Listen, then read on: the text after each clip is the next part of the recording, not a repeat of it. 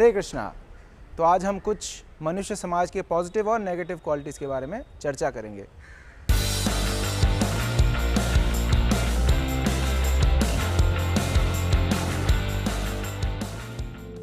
हम सभी मनुष्य हैं और हम जानते हैं कि मनुष्य को प्रकृति से कुछ एक्स्ट्रा मिला है, वो है स्पेशल उसकी जो बुद्धि है, इंटेलिजेंस कैपेसिटी है। और ये बहुत ही अच्छी बात है कि मनुष्य के पास इंटेलिजेंस है और वे साइंस टेक्नोलॉजी में आगे बढ़ सकते हैं, अपने जीवन को और आरामदायी बना सकते हैं। लेकिन बुद्धि के साथ साथ कुछ रिस्पॉन्सिबिलिटीज़ आते हैं जिसका हमें ध्यान रखना चाहिए।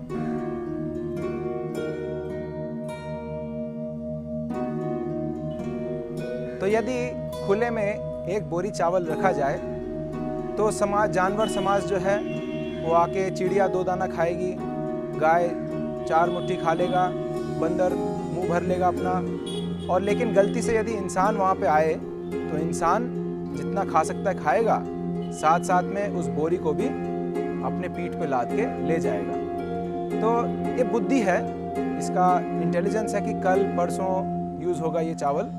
प्रकृति जो है वो सबके आवश्यकता को पूर्ण कर सकता है लेकिन हमारे लालच को पूर्ण नहीं कर सकता। God fulfils everyone's need but not their greed. तो ये जो लालच है ये एक बुरा गुण है, मनुष्यों में पाया जाता है। और ये लालच कहाँ से उत्पन्न हुआ? उसकी बुद्धि से। तीव्र बुद्धि है और वो अपने गेन्स को बढ़ाना चाहता है, और ज़्यादा और ज़्यादा और ज़्यादा, और इसको बोलते हैं लालच। तो इसको कंट्रोल करना चाहिए हमको, और स्पिरिचुअलिटी से कैसे कंट्रोल होगा आज हम समझेंगे। वास्तव में हम सभी का एक ही लक्ष्य है, वो है संतुष्टि, वो है सुख, वो है प्रेम। लेकिन अपने वास्तविकता ना जानने के कारण, आत्मज्ञान ना होने के कारण हम अपने आप को शरीर मान लेते हैं और इस शरीर को हम सुखी बनाने का प्रयास करते हैं, इस शरीर से हम प्रेम करने का प्रयास करते हैं। लेकिन आत्मा को इन सब चीज़ों से कोई संतुष्टि नहीं मिलती। इस बारे में ये भी एक बहुत सुंदर वीडियो है, आप इसको चेकआउट कीजिए। रसगुल्ला, एक रसगुल्ले से हम क्या शिक्षा पा सकते हैं? सबसे पहले तो हमको आत्मज्ञान होना चाहिए कि हम कौन हैं और हमें क्या खुश करेगी। जैसे शरीर है, शरीर के लिए हम रोज़ 3 बार भोजन करते हैं, वो सारा शरीर के लिए करते हैं। इसी तरीके से आत्मा के लिए हम क्या करते हैं? आत्मा को क्या भोजन खिलाते हैं हम रोज़? शरीर का भोजन अलग है और आत्मा का भोजन अलग है। तो अक्सर लोग जो हैं जीवन से सेटिस्फाइड नहीं है, और क्योंकि वो खुश नहीं है तो दूसरों को खुश देखने के कारण उनको परेशान करना चाहते हैं, उनसे ईर्ष्या करते हैं, उनसे झगड़ा करते हैं, जिसको इंग्लिश में बुलिंग बोलते हैं, बुली करना या दूसरों को धक्का मुक्की करना, परेशान करना, इरिटेट करने का प्रयास करना। तो इसका कारण क्या है?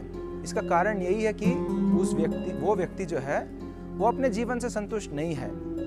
वो शारीरिक सुविधाएं तो पा लिए लेकिन आत्मा उसका शांत और संतुष्ट नहीं है। तो अक्सर ये एक प्रश्न आया है, हमारे जो व्यूअर्स हैं उसमें से किसी ने प्रश्न किया कि आसुरी लक्षणों के बारे में कुछ चर्चा करें। तो अक्सर हम अपने जॉब्स में, ऑफिसेज में या कॉलेजेस में, स्कूल्स में हम होते हैं और इस प्रकार के एनवायरनमेंट में हमें डील करना पड़ता है, प्रैक्टिकल, वहाँ से भाग नहीं सकते हैं। तो ऐसे सिचुएशन में क्या करेंगे जहाँ पर लोग हमारे साथ बुरा बर्ताव करना चाहते हैं या हमसे छेड़खानी करना चाहते हैं या ईर्ष्या करते हैं, हमें नीचे खींचने का प्रयास करते हैं।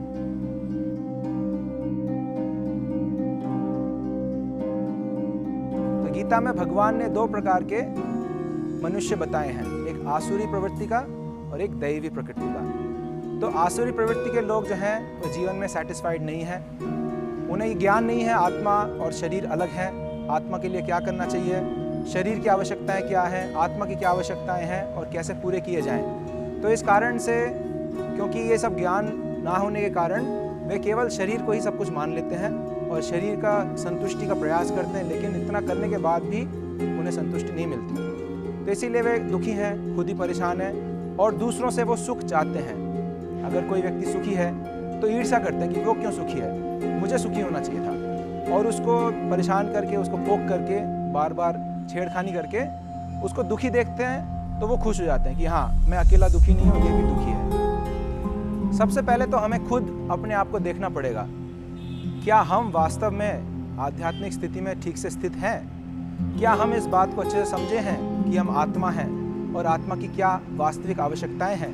तब तो हम वास्तव में सुखी हो पाएंगे और दूसरों को भी खुश करने का प्रयास कर पाएंगे। तो सबसे पहले तो खुद को जांचें, दूसरों को जांचने से पहले खुद को देखें, अपना सुधार करें, स्पिरिचुअलिटी में और आगे बढ़ें। और ये बहुत आसान है यदि हम ABCD फॉर्मूला को फॉलो करें। तो उस फॉर्मूले के बारे में ज़्यादा जानने के लिए इधर एक और वीडियो आपके सामने, ABCD फॉर्मूला, तो आप इसको चेक कीजिएगा। तो हमको समझना होगा कि जो लोग हमें पिकिंग कर रहे हैं, बैक बाइटिंग कर रहे हैं या परेशान कर रहे हैं, ईर्ष्या कर रहे हैं, वे लोग संतुष्ट नहीं है अपने जीवन से। उन लोगों के जीवन में खुशी नहीं है, प्रेम नहीं है। इस कारण से वो दूसरों को अपने स्तर पे लाके खुश हो जाते हैं कि चलो मैं अकेला नहीं हूँ, और लोग भी मेरे साथ शामिल हों और हम सभी दुखी हों, इसमें मैं खुश हूँ। तो हमें प्रयास करना पड़ेगा उन लोगों को कुछ प्रेम देने का, उन लोगों को कुछ संतुष्टि देने का, ताकि उनके हृदय से ही ईर्ष्या खत्म हो जाए। तो ये कैसे करेंगे हम? आप रिएक्ट मत कीजिए। वो चाहता है कि आप रिएक्ट करें, आप दुखी हों, और वो संतुष्ट हो जाएगा उससे। तो आप दुखी ना हो, आप ऐसे समझें कि हो सकता है पिछले जन्मों में या इसी जन्म में मैंने इसके साथ कुछ बुरा बर्ताव किया था, और प्रकृति का नियम है कि जैसे हम करेंगे वैसे मिलेगा। तो मेरे भाग्य के अनुसार, मेरे कर्मों के अनुसार ये वापस मेरे को मिल रहा है, तो मुझे सहन करना चाहिए। और आप हंसिए, आप संतुष्ट रहिए, सुखी रहिए, और आप उससे कुछ अच्छे शब्द, आप उसका कुछ गुणगान कीजिए, या आप उससे पूछिए कि सर आपका दिन कैसा रहा, आपका सब कुछ ठीक तो है, मैं आपके लिए क्या कर सकता हूँ, इस तरीके से। या फिर तो मैं एक दोस्त से बात कर रहा था, उन्होंने यही सुझाव दिया कि जब वे ऑफिस में काम करते थे तो इस तरीके के लोगों से वे यही बोलते थे कि मैं भगवान से प्रार्थना करता हूँ कि आपका जीवन मंगल हो, शुभ हो जाए। तो उस व्यक्ति के हृदय में ये बात छू जाती थी कि मैं इसका बुरा सोचता हूँ, लेकिन ये मेरा भला सोच रहा है। तो उसको कुछ संतुष्टि मिलता था, कुछ अपलिफ्टमेंट मिलता था, और इस प्रकार से परेशान करना बंद करता था। तो एक कहावत है, यदि आप कीचड़ में उतरेंगे तो आप भी मैले हो जाएंगे। तो ऐसे लोग जो दुखी हैं, यदि आप उनके स्तर पे उतरोगे, ईर्ष्या, द्वेष, लड़ाई झगड़े के भाव रखोगे, तो आप भी इन सब परेशानियों से दुखी हो जाओगे। तो बेटर है आप उस कीचड़ में ना उतरें। आप अपने संतुष्ट आत्म साक्षात्कार लेवल पे हर रोज गीता पढ़ करके, हर रोज आत्मा का स्पिरिचुअल प्रैक्टिसेस करके अपने आत्मा को सुखी रखें, शांति रखें, और आप दूसरों को भी सेम चीज़ प्रदान कर पाएँ। अगर कोई आपसे गुस्सा है तो उससे डील करने का सबसे अच्छा तरीका है, आप रिएक्ट मत कीजिएगा। याद रखिए, आप बिल्कुल रिएक्ट मत कीजिएगा। आप जस्ट सहन करके उसको घोट के पी जाइए और वहाँ से चले जाइए। अगले दिन जब मिलोगे तो ठंडे दिमाग से उनका कुछ गुणगान करके या उनको कुछ अच्छे पॉइंट्स बोल के आप उनसे पूछिए कि कैसे इसको और अच्छे से किया जाए। मेरे अनुभव से कम्युनिकेशन सबसे ज़्यादा ज़रूरी चीज़ है। कम्युनिकेशन का मतलब है विचारों का आदान प्रदान। उसने मेरे से ऐसे कैसे क्यों बर्ताव किया, तो ये चीज़ आपको पूछना पड़ेगा उससे कि मेरे अंदर क्या कमी थी, आप मेरे से और क्या चाहते थे जो मैं पूरा नहीं कर पाया और आप गुस्सा हुए। तो वो बताएगा कि मैं ये चाहता था। फिर आप बता सकते हो कि हाँ मैं करना चाहता था लेकिन मैं दूसरे काम में बिजी था इसलिए नहीं कर पाया। वो भी समझ जाएगा कि हाँ आपकी भी गलती नहीं थी, और आप समझ जाओगे कि उसकी गलती नहीं थी। तो ये कैसे क्लियर हुआ? केवल और केवल कम्युनिकेशन के माध्यम से। तो क्लियर कम्युनिकेशन सबसे ज़रूरी है एक अच्छा रिलेशनशिप बनाए रखने के लिए। जैसे आप ऑफिस में या स्कूल कॉलेज में या अपने पर्सनल लाइफ में, हमारा पूरा लाइफ जो है रिलेशनशिप्स पे ही आधारित है। तो यदि हम रिलेशनशिप्स को ही ठीक से नहीं रख पाएंगे तो कभी भी सुख संतुष्टि नहीं पा पाएंगे। और यदि हम हताश होते हैं, कई बार परेशान होते हैं, सहन करना मुश्किल होता है, तो जीवन के बड़े लक्ष्य को सोच विचार के देखिएगा। हमारा लक्ष्य है इस जन्म मृत्यु से मुक्ति प्राप्त करना, आत्मा को समझना, भगवान को समझना। ये बहुत बड़ा लक्ष्य है, और उस रास्ते में ये एक छोटा सा ऑब्स्टिकल है जो कि टेम्पररी है, क्षणिक है। ये आज है, 1 घंटे बाद नहीं होगा, कल भूल जाएंगे इस बात को। तो इस तरीके से इसको अपने असली लक्ष्य को देखने से, अपने असली लक्ष्य को याद करने से हमारे ये छोटे छोटे परेशानियाँ नगण्य हो जाएंगे, इनसिग्निफिकेंट हो जाएंगे, और हम इससे विचलित नहीं हो पाएंगे। कई बार हम अपने कॉलीग्स के साथ या दोस्तों के साथ रहते रहते बहुत ज़्यादा क्लोज हो जाते हैं, और उनके प्राइवेट लाइफ में भी जाते हैं, कई चीज़ें देख लेते हैं, और ज़्यादा फेमिलियर होने के कारण, ज़्यादा करीब होने के कारण कई बार गलतियाँ ढूंढते हैं। हमारे एक्सपेक्टेशंस बहुत बड़े होते हैं। अगर हम किसी को अपना सीनियर मानते हैं या रोल मॉडल मानते हैं तो हम सोचते हैं कि उसमें एक भी गलती ना हो, बिल्कुल, लेकिन ऐसा हो नहीं सकता। केवल भगवान गलती नहीं करते हैं, मनुष्य गलतियाँ कर सकता है। तो इसके लिए भी जगह छोड़ना चाहिए। हमें परफेक्शनिस्ट नहीं होना है कि एकदम 100% एकदम ठीक ही हो हमेशा।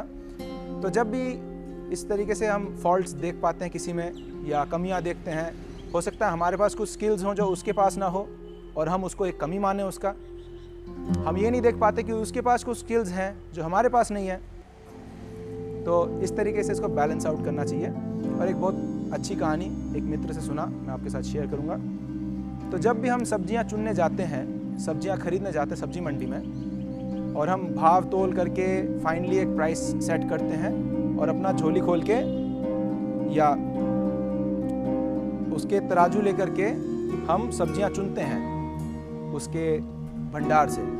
तो कौन से सब्जियां चुनते हैं हम? उस सब्जी भंडार में अच्छे सब्जियां भी हैं, खराब सब्जियां भी हैं, छोटे भी हैं, मोटे भी हैं, काले गोरे सब प्रकार के सब्जियां हैं। तो आप कौन सी सब्जियां चुनते हैं? कि आप खराब सब्जियां चुनते हैं? नहीं, आप उस ढेर से केवल अच्छे सब्जियों को चुन के अपने बैग में रखते हैं या खरीदते हैं। तो इसी तरीके से जब आप किसी के साथ रहते हो तो आप उसमें बुरे गुण क्यों चुनते हो? केवल बुराइयां क्यों देखते हो? उसी तरीके से केवल अच्छाइयां देखने चाहिए दूसरों में, क्योंकि आपको उस व्यक्ति से केवल अच्छाइयों की आवश्यकता थी। आप यदि बुराइयां ढूंढेंगे तो आपको बुराइयां ही मिलेंगी। आप यदि उसकी गलतियां ढूंढोगे, उसको डांटोगे, उसको परेशान करोगे हमेशा, तो वो भी सेम चीज़ करेगा आपके साथ। अच्छा, तुम्हारे अंदर भी ये गलतियां हैं, तुम भी ऐसे करते हो, तुम भी ये। तो ये प्रकृति का नियम है। हम जो दूसरों को देंगे बदले में वही हमको मिलेगा। यदि हम दूसरों को ईर्ष्या करेंगे, दूसरों से द्वेष करेंगे, दूसरों को हिंसा करेंगे, हानि करेंगे, तो बदले में क्या मिलेगा हमको? केवल यही चीज़ें वापस मिलेंगे। और यदि हम दूसरों से प्रेम करते हैं, दूसरों को ऊपर उठाते हैं, उत्साहित करते हैं, दूसरों के मित्र बनते हैं, तो बदले में क्या मिलेगा? दुनिया का प्रेम मिलेगा, सभी का मित्रता मिलेगा। लेकिन हमेशा ऐसा नहीं होता। कभी कभी लोग हमारे दुश्मनी भी करते हैं और इसे हमें समझना चाहिए पिछले कर्मों का ये फल है, उसको सहन करते रहें और आगे बढ़ते रहें, छोटे चीज़ों से परेशान ना हो। तो श्रीमद् भगवद गीता में भगवान ने 16वें अध्याय में दैवी और आसुरी लक्षणों के बारे में विस्तार से बताया है। तो इस 16वें अध्याय को पढ़ के हमें अपने आप को जांचना है, क्या हमारे अंदर दैवी गुण है या आसुरी गुण है। तो जिस भी परिस्थिति में हो, हमें आगे दैवी गुणों को विकसित करना है। तो 12वें अध्याय के 13 से लेकर 20 श्लोक तक भगवान ने बहुत अच्छे दैवी गुणों का वर्णन किया है और बताया है कि जिसमें भी ये गुण पाए जाते हैं वो मेरा बहुत प्रिय होता है। जो भगवान का प्रिय है वो पूरे समाज का प्रिय हो जाएगा। तो प्लीज़ आपसे अनुरोध है, प्लीज़ भगवद गीता को पढ़िएगा, 16वें अध्याय को अच्छे से पढ़िए।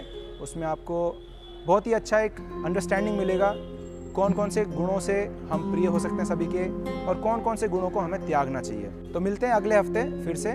हरे कृष्णा।